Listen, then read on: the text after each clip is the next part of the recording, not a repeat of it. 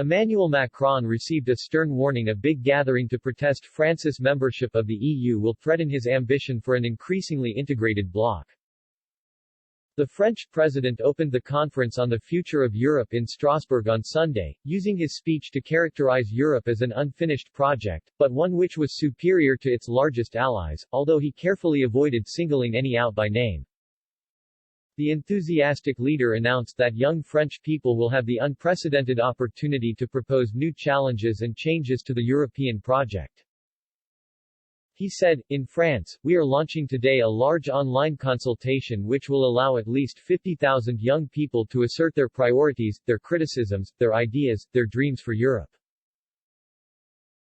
But the speech prompted a huge backlash, with Eurosceptics ready to warn Mr. Macron of an imminent protest against more integration within the bloc. Generation Frexit leader Charles-Henri Gallois said, "There was a large consultation of 29 million people at the polls on May 29, 2005.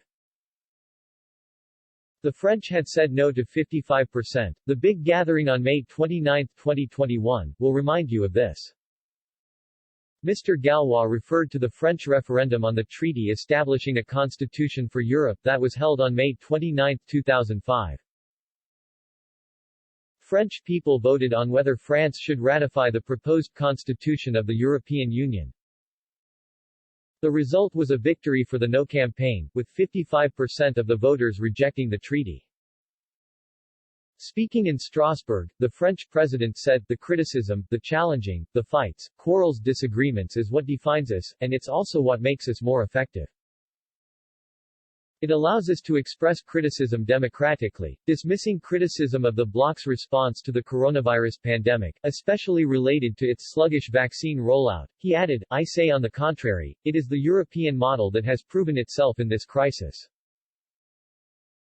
Europe had resisted the pandemic together, as a result of its 71 years of shared history," Mr. Macron insisted.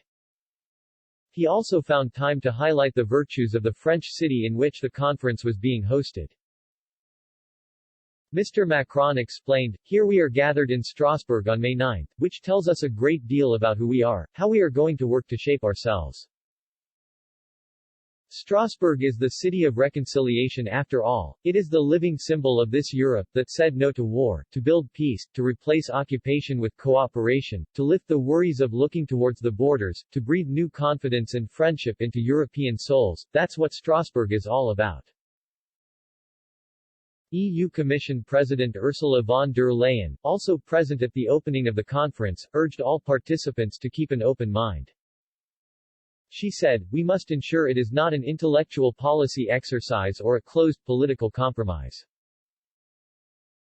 We should be honest that the conference is not a panacea or a solution to every problem.